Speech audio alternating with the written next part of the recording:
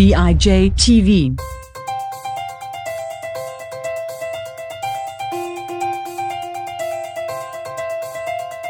Welcome to the BIJ TV podcast. I'm C. Bryan Jones, and today we're returning to Coredo Muromachi in Nihonbashi one more time to learn about the most delicious part of the Nihonbashi Sakura Festival, the Best of Japan Gourmet Tour Sakura Special Edition, brought to you by Mitsui Fudo-san.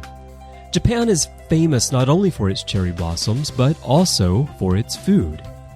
There's perhaps no better place to sample Japanese cuisine than Coredo Muromachi and the Nihonbashi area. The Best of Japan Gourmet Tour is one of the most popular activities in the area, and during the Nihonbashi Sakura Festival, the Sakura Special Edition will offer a few unique seasonal twists.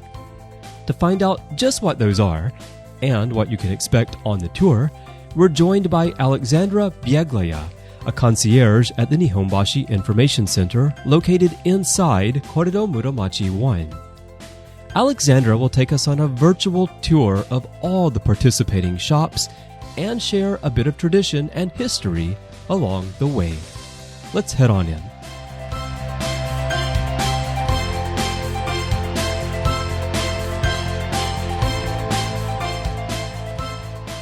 We're at Coredo Muromachi 1 at the Information Center, and I'm joined by Alexandra Beglaya. Alexandra, thank you for talking to me today. Thank you.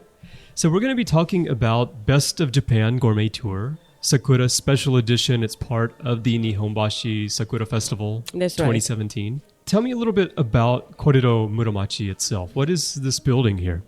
So Coredo Muromachi is a new shopping complex. It contains 3 buildings. Coredo 1, 2, and 3. And the first of all about name, Coredo. It's really interesting.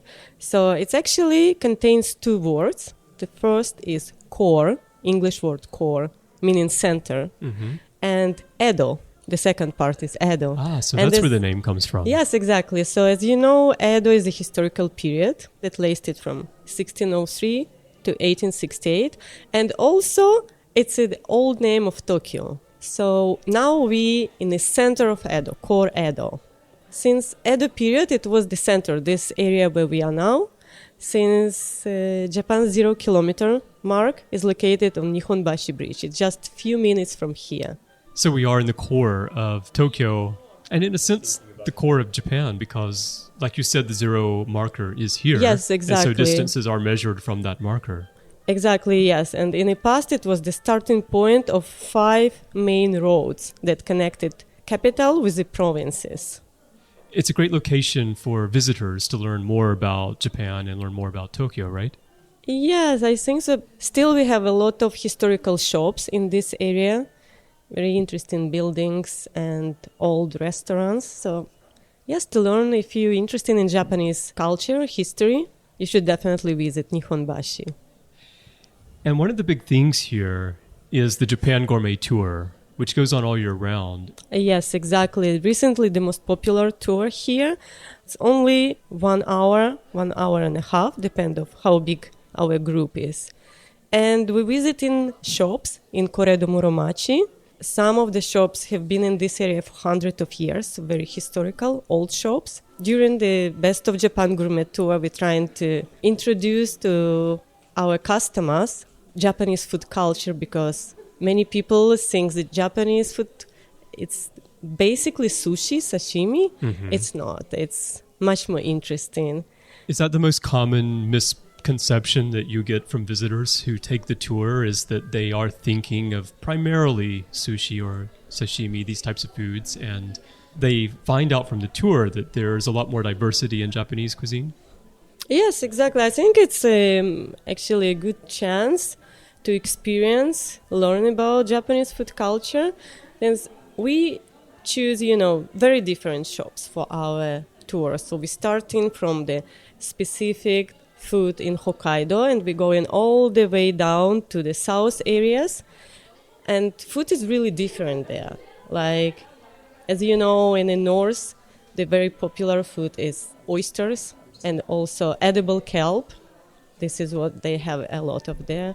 And then we go in the different prefecture and trying to introduce the specific food for that prefecture. So let's say, talking about Niigata prefecture, it's amazake, right? And Kyoto, it's the famous unbaked sweets. And if we will go even down to the Kagoshima prefecture, it's satsumagi maybe.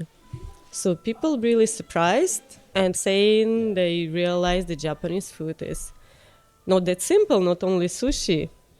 Well, it sounds like a very interesting tour. And for the festival, there is Sakura Special Edition. So there are going to be some things in some of the shops that are special during the festival itself. But before we talk about each individual shop, let's talk about foods that are popular in Japan during this time of year when the cherry blossoms are in bloom. Culturally, families get together, friends get together to do hanami or flower viewing. What kind of foods are common or drinks that they drink when they're celebrating the Sakura?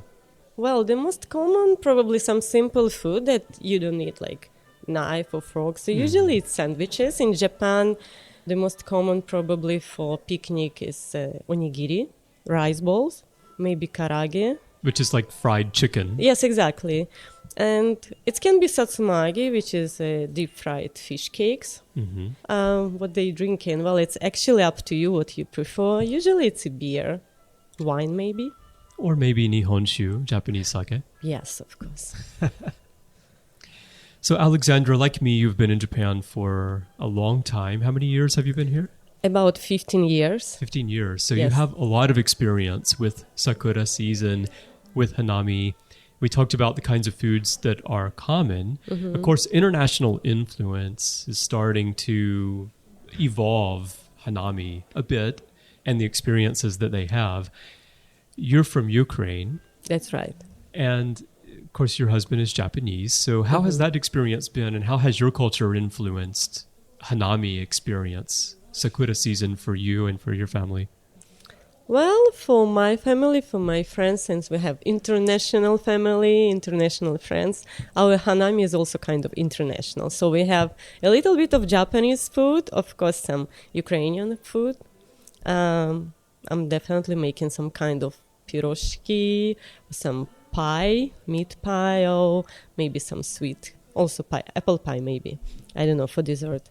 With the drinks, we basically following Japanese tradition, because in Ukraine it's vodka, as I said, it's might be too early. Early. For me personally, too strong. So Japanese beer would be fine. It's interesting how the cultures are coming together more and more. So let's come back to Corrado Muromachi here and to the Japan Gourmet Tour and talk about the shops that are taking part in the tour. Let's talk about each one of those. If we were touring the facility here, where would we go first? Well, we start from Information Center, then we go in upstairs, staying in Coredo 1. So the first place is called Okui Kaiseido, and it's from Fukui Prefecture. They specialize in a kombu. It's kind of edible kelp, which they harvest in Hokkaido. Since, you know, the kelp is such a key ingredient in Japanese food culture, so it's very important. And this shop is really popular, probably the most famous kombu brand in Japan. They sell in their stuff probably in all prefectures in Japan, especially in Kyoto, very popular. So we go in there, we have some samples there, actually, some marinated kombu, which is also extremely popular, and I personally really love it. What is it marinated in? Well, it's actually a huge variety of kelp you can find in Japan. We introducing usually two kinds, like marinated in a rice vinegar or marinated in a soy sauce. And season it with some, it can be wasabi or Japanese citrus fruit called yuzu. That sounds good. Well, believe me, it's so tasty. And, well, we explain in a little bit what is it used for in Japanese food culture. Because, as I said, it's such an important ingredient. The Japanese using it almost everywhere. Can be used as a base for miso soup, for some other Japanese dishes. They even have candy, kombu candy, imagine. Interesting. I don't think I've tried that before. Well, you probably should, because, like, For example, for me, I'm not that good with the candy. I don't like candy, too sweet for me. But this one is really amazing. Wow. Not too sweet and extremely healthy. It sounds like it. I'll have to try that. Next, we go into Ninben. It's actually originally from Tokyo. I think the first one been opened in Nihonbashi, and it's really old historical shops. The first one was opened in 1699. Wow. Yes, imagine, long history. And Ninben is supplier for Katsuobushi. As you know, it's skipjack tuna, also known as bonito. And in addition to kombu, the edible kelp we just been talking about, it's another main ingredient in Japanese food culture. So to make miso shiru, you need definitely katsuobushi. And that's miso soup for English yeah, speakers? This is base, yes. Yeah. You can make a soup stock and then use it for making miso shiru. And also katsuobushi can be used as a topping, for many Japanese dishes. Okonomiyaki, the savory pancakes, and takoyaki, octopus dumpling. Also, you can put it on the top of tofu, rice. And at Ninben, on the tour, Yes. do guests have an opportunity to try shaving bonito themselves? Oh, yes, this is another interesting thing about Ninben. You can actually have your hands-on experience there. Even, Japanese customer recently come in just to try because not many of them have this instrument, special instrument you need to shave katsuobushi. It's called kana. In the past, people been doing it themselves at home, so almost, I think, all family had it before. It's much more convenient to buy pre-shaved flakes, but some people still prefer to have a kana at home. It's kind of pricey, but still, people prefer to have fresh shaved bonito. Maybe a bit more delicious, too. It is. Of course, it's the flavor, the smell, it's like something you cannot buy in supermarket, of course. You still can buy dry section of the fish in Ninben because some people still prefer fresh shaved bonito. And of course, you can get your flakes if you like. It's still very fresh because they're shaving it right here in Coredo, in their store. And you can have some sample there in bonito if you will join our tour. So it's actually dashi, soup stock, season it with just a little bit of soy sauce. So very traditional Japanese soup stock. Okay, so next place is Imoe Kinjiro. This brand, it represents Kochi prefecture. And they specialize in sweet potato snacks. The most famous product is the mokimpi, which is a glazed fried sweet potato. Very popular. And the unique thing about Imoe Kinjiro, this is the only place that use olive oil to make imokempi. And also they're using only local ingredients. They don't use any artificial sweetness. So they're using only local ingredients from Koichi Prefecture? Kochi and Kagoshima Prefecture, yes. And for imokempi, they're using the special kind of potato. Kind of unique one. It's called Kogane Sengan. One potato can get up to 3 kilograms. Wow. So it's very huge. And this brand is using only best part, its central part, which is the sweetest. That's why their potato is really long and crispy and sweet. They have other very interesting products like purple potato ice cream. And for Valentine's Day, they have the special imokimpi covered in chocolate.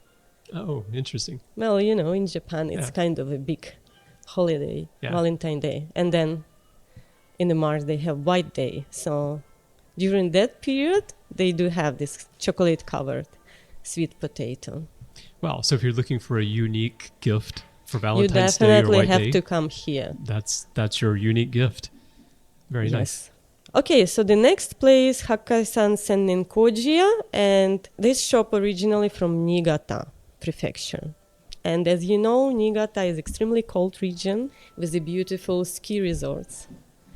And in Niigata, it can be up to 3 meters of snowfall in the winter. So this area also famous for product made from rice koji. So rice koji is a fermented product made by steaming rice, cooling, fermenting with the koji spores, and then drying final product. And it can be used as a base for many fermented foods such as miso, mirin, soy sauce, and of course sake. And very popular drink in Niigata prefecture, well, in the whole Japan, but it comes from Niigata, is amazake, which is sweet drink, can be alcoholic or no alcoholic.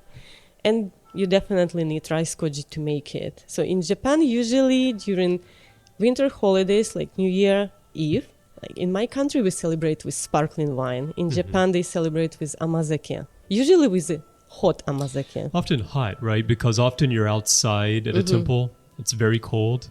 And so having the hot amazake warms you up. It's really nice.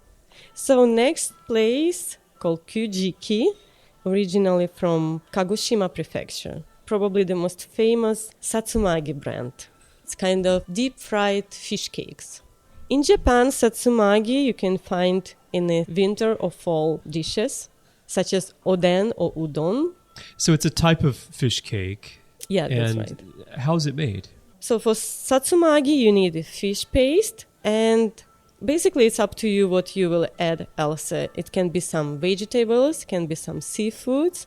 In the Kuchiki, they have a huge variety of satsumagi. So recently, the most popular one is sweet corn satsumagi. So it's filled with a very creamy satsumagi inside and covered in a sweet corn, and then deep fried. Very interesting, but it's kind of unique for Japan. As I know, other brands is not making this kind of. So that's unique to exactly, Kuchiki. Yes. So next we go into Tsuruya Yoshinobu, and it's probably the most famous confectionery brand in Japan. The first Tsuruya Yoshinobu shop was opened in Japan, ancient capital Kyoto, in 1803.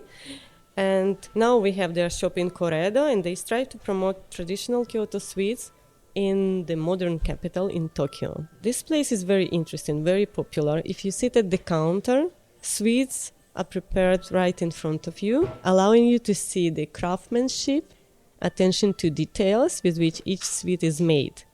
So it's kind of similar with Japanese sushi place when chef is cooking in front of you. That's what I was just thinking. So here is exactly the same, but they making sweets. And at the counter, you can enjoy Japanese popular sweets. It's called namagashi, which is unbaked sweets. It's really interesting because they changing their menu every 3 weeks, and design of namagashi based on a season, usually incorporating aspects of nature, such as seasonal plant, flowers, and it can be also some references for holidays, maybe traditional holidays. Also, the interesting fact about Tsuruya Yoshinobu, they're using only local ingredients and only natural ingredients, even the colors.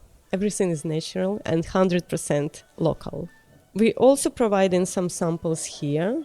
Each time is different, so I cannot tell you what's going to be next. Because the menu is changing all the time. Menu is changing, and they also have some different kind of Japanese traditional sweets, and our customer can try it during the tour as a samples. And in the end, we go into Hashicho.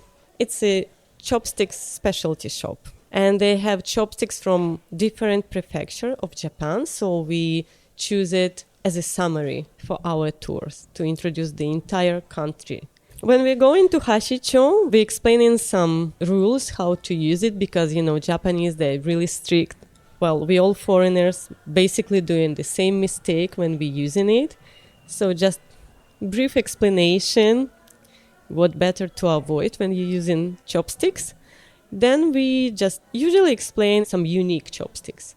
We explain in some expensive chopsticks, portable kind of chopsticks we have there. So kind of this explanation. In the end, we teach our customer how to choose the right size for your own hands. Since we all have different hands, it's very important to find the perfect size for yourself. Yeah. And we have small challenge in the end. A challenge event? Yes. Okay, that sounds interesting. Well, yeah, if you will join our tour, you might have a chance to do this challenge. We can keep it as a secret. Okay, so come do the challenge. Yeah, come and join our tour. So those are the stores on the tour. And we talked about all the things that they do all year round. Now, a few of them have something special happening for the Sakura Special Edition of the tour.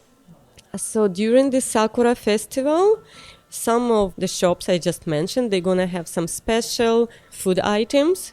For example, Tsuruya Yoshinobu, the confectionery shop, they usually have an namagashi that represent blooming sakura. Some other sweets also, which has sakura shape. In Hashicho, you can find also some items, references for the sakura season.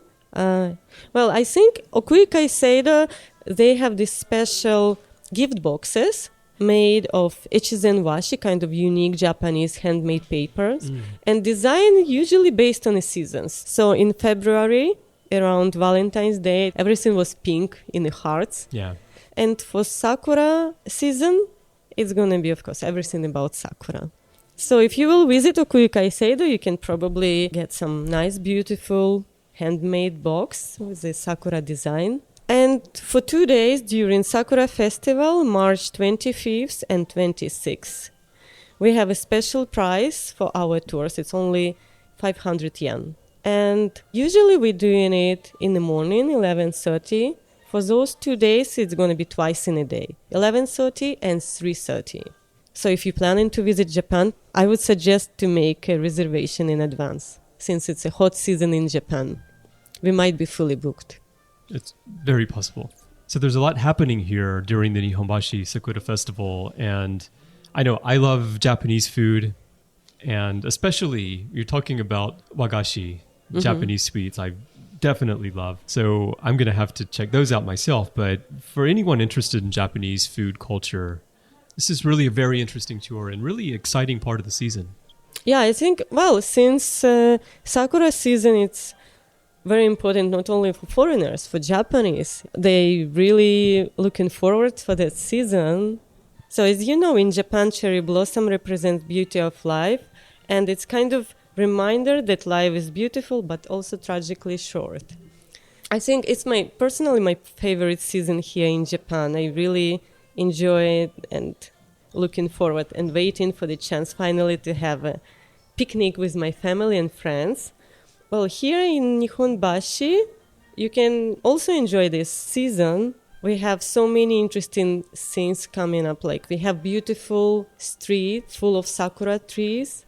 Nihonbashi is an area with a strong love for the hanami culture, with many famous sakura viewing spots such as Edo Sakura Dori Street and Hamacho Ryokodo Street.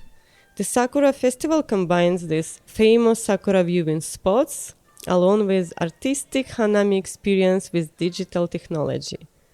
Sounds really beautiful. It is. But also very modern, very an exciting experience. It's different from being under the trees, but still captures that spirit of Sakura. It's kind of mix of traditions and modern art. We have a beautiful light-up show in the evening. We have our gourmet tour full of Sakura surprises. So here in Nihonbashi, for Sakura season, I would say we have 3 main words for that period. It's look, walk, and eat. We have a lot of Sakura viewing spots, so you can take a look, enjoy this beautiful view. It's a nice historical area. You can take a walk around here. Still, during Sakura season, it might be interesting and beautiful. And it's this area full of food, Japanese traditional food. So why not have it all together? Sounds like a great idea to me. Yes, it's amazing I think for everyone, especially for people who visit in first time Japan. I hope they all will have time to visit us. Come to Corrado Muromachi, maybe join our tour. We are looking forward to seeing you in Corrado Muromachi.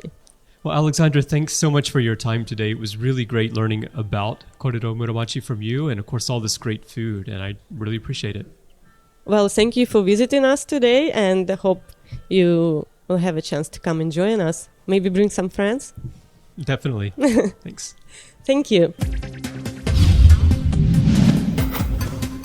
Alexandra Beglaya is Nihonbashi International Concierge at the Nihonbashi Information Center. We have a special offer for you as a listener of the podcast. I've mentioned this in the last 2 episodes, but when you visit the Nihonbashi Information Center, please tell them I listened to the podcast to receive a special green tea ticket for a free cup of really delicious tea. That's another Japanese experience. That's a must, especially when you're going on the Best of Japan Gourmet Tour. The offer is available during the period of the Nihonbashi Sakura Festival up until April 9th, 2017, and is limited to 1 ticket per person. Now, if you'd like to take part in the Best of Japan Gourmet Tour Sakura Special Edition and experience all the delicious flavors that we talked about today, it's available every day from 11:30 a.m. to 1 p.m. and also from 3:30 p.m. to 5 p.m. on Saturdays. The cost is 1,000 yen per person for adults and 500 yen for children 12 and under, and that includes a small gift and samples. The starting point for the tour is the Nihonbashi Information Center in Coredo Muromachi 1, and reservations are accepted until 15 minutes before the tour starts. If you'd like to wear a kimono as you explore the best of Japan's gourmet offerings, that's available on Saturdays, only on Saturdays, and you can get dressed anytime between 10:30 a.m. and 3:30 p.m., and then return the kimono by 6. During the festival, those upcoming Saturdays, from the time this episode first airs, are March 25th, April 1st, and April 8th. If you'd like more details on the kimono experience, be sure to go back and listen to the first of our 3 episodes about the Nihonbashi Sakura Festival, in which I talk all about it with Bryan E. Kentfield. As I mentioned, your starting point for the Best of Japan Gourmet Tour Sakura Special Edition is the Nihonbashi Information Center in Coredo Muromachi 1. It's very easy to get there by train and subway, and there are many stations nearby. Mitsukoshi Mae Station on the Ginza and Hanzomon lines will take you directly there, and Nihonbashi Station on the Ginza and Asakusa lines, and Shin Nihonbashi on the JR Sobu line Rapid are also right there in the area. You can get full information on transportation options and more details about the Nihonbashi area by visiting nihonbashi-tokyo.jp/en, nihonbashi-tokyo.jp/en, and find the Nihonbashi Information Center on Facebook at facebook.com/nihonbashi.information. So enjoy the tour. It's really great. I've taken it myself. I really loved it, and I know you will too. And there's all the other great activities at this year's festival, which we've talked about in the last 2 episodes. I know you're going to love it all, so go out there and have a great time. And if you want more of our coverage of the business and culture of Japan, check out our website at bij.tv. Find us on Facebook at facebook.com/bij.tv. And follow us on Twitter, where our username is, that's right, BIJTV. And you can find out more about Custom Media, the producer of BIJTV, at custom-media.com. For BIJTV, I'm C. Bryan Jones. Thanks for listening, and join me again next time as we explore new topics from the world of business in Japan.